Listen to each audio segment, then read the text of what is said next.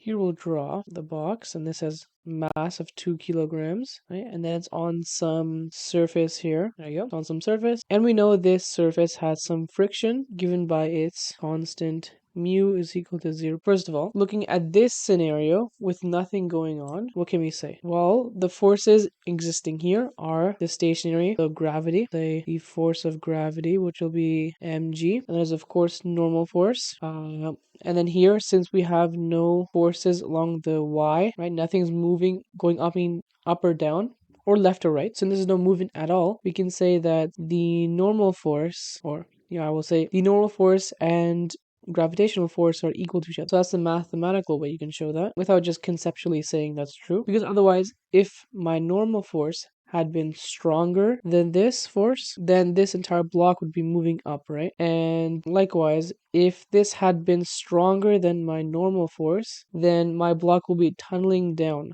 right? It'd be going into the floor. But we don't have that, which means both of these forces cancel each other out. Now we have the scenario that we have some applied. So we have that some force is applied this way with a strength of 20 newtons, and then we need another reference frame. If this is our reference frame, then our force is applied 20 degrees above this line. Okay, and how did I get that? I got that from the original image. Actually, we have an applied force that has a strength of 20 newtons and is applied 20 degrees above the horizontal. So this line here, this reference line, is the horizontal. How do we go about doing this? First of all, they want to figure out the work done by the applied force. Well, we know work is force times distance times cosine of theta. Now here there was no distance actually given to us, right? So then we can actually make a function with this. We can actually say that the work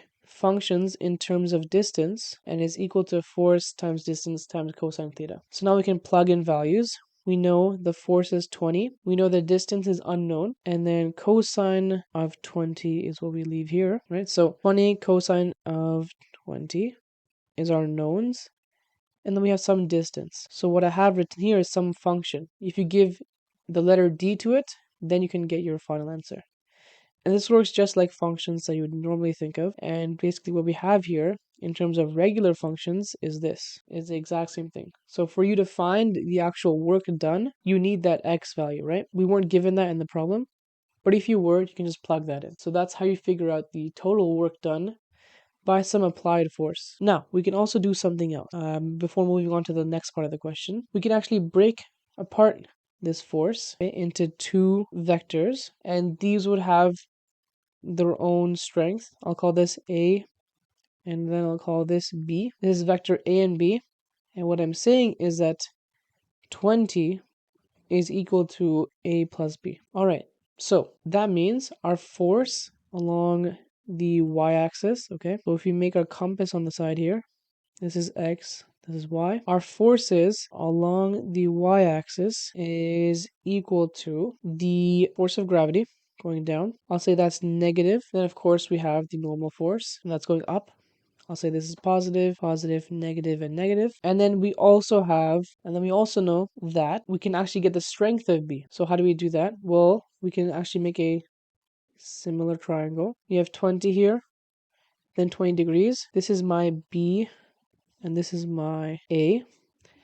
Then all I have to do is say that A is equal to, or we can just use SOHCAHTOA. So if B is opposite to 20 degrees, and we have the hypotenuse, then we have to use sine of 20 is equal to opposite, which is B over 20. So that means that B, its strength, okay, the force that is being applied up is 20 sine of 20.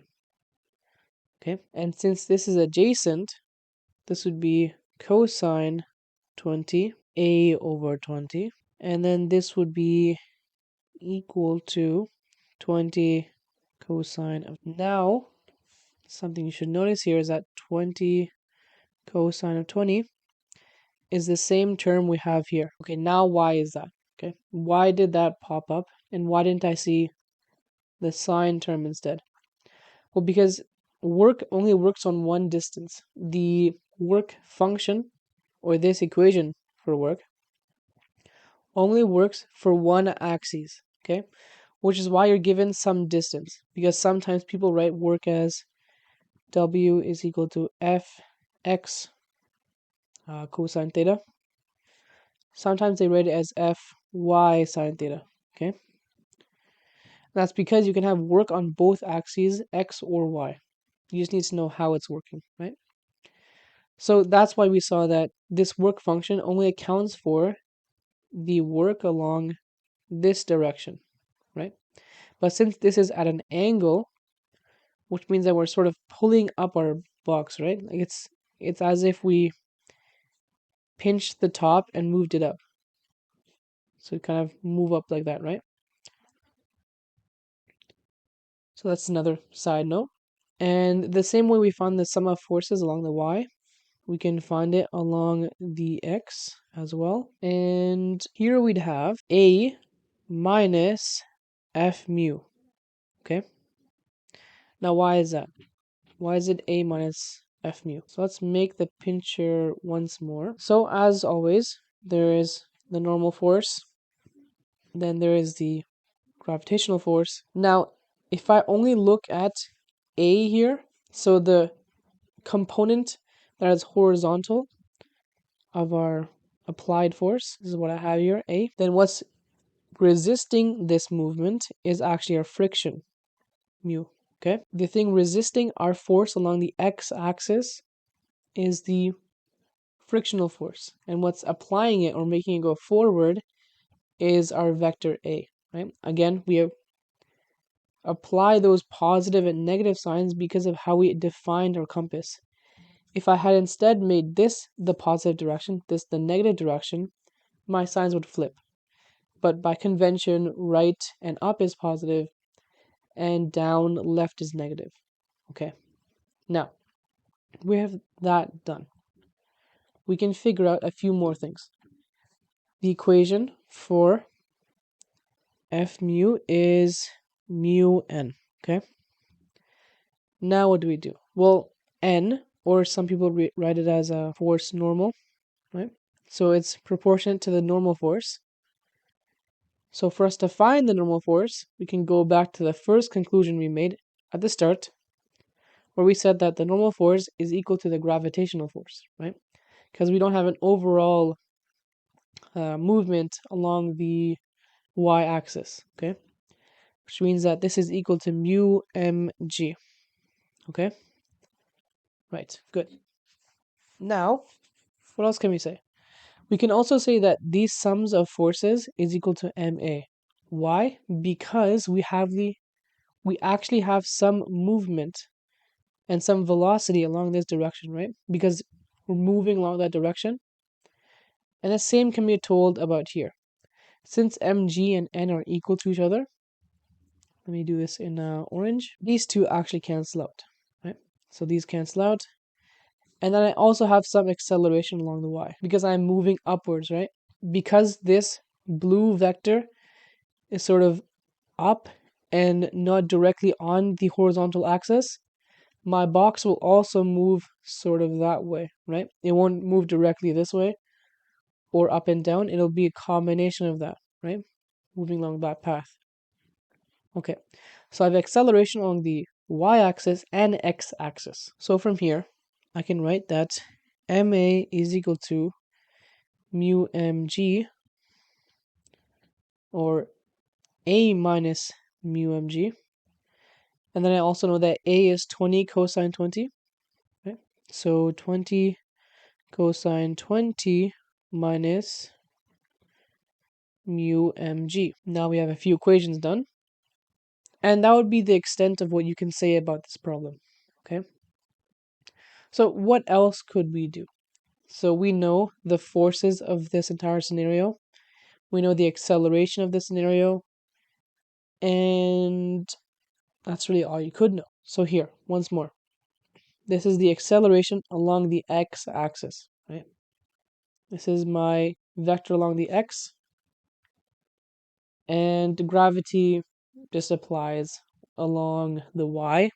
but because my frictional force is proportionate to that mg, or that gravitational force, we have that term there, which means that I can actually figure out my acceleration along the x-axis, or in other words, how fast my block is moving along the x, as 20 over m cosine 20 minus mu. That would be my actual equation for the acceleration along the x. For acceleration along the y, it would just be, let's move this here. So a is equal to b over m, and we know m is equal to 20 sine 20, right, because of this here. So this would be 20 sine of 20 over m. Right, now it says, what is the work done by the friction on the mass?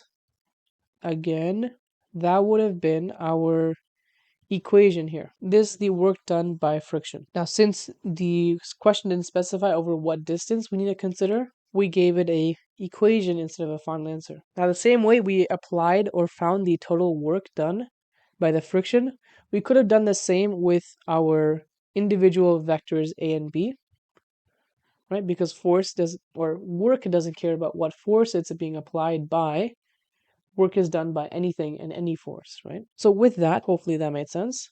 Now, as well, a final thing you can do is this part. So we'll say this is 1A, 1B, this is 2. For question 2, it's asking us, if the object starts at rest, determine the final velocity of this mass. So if we know that our initial velocity is 0, and we want to find the final velocity, all we need to do is find the change in time. This becomes 0, which means that our final velocity is acceleration times the change in time, right? Or in other words, how long we actually did this for, right? This force is accelerating at some amount, and so we know that acceleration, but we need to know for how long this acceleration occurs for us to actually find the final velocity, because it makes sense that the longer you pull this object at the same constant force, the faster it can go. Otherwise, you would have no force overall. Now, you could argue that acceleration along this direction is constant. However, we just found a term for it, right? If this is the acceleration along the x, we can find some velocity, but it would have to be accompanied by some time variable. And the same goes along the y-axis here. Since we know how it accelerates, and we know the mass and everything else, we just need for how long this acceleration occurs for it to actually have a final velocity for us to calculate. Hopefully that helps.